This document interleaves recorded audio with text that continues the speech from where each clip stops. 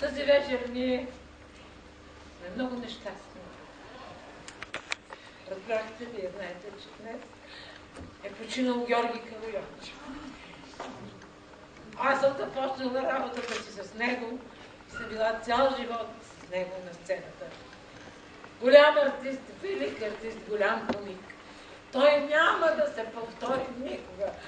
Никога няма да го забравим и нека почетем неговата памет с едно минутно мълчание.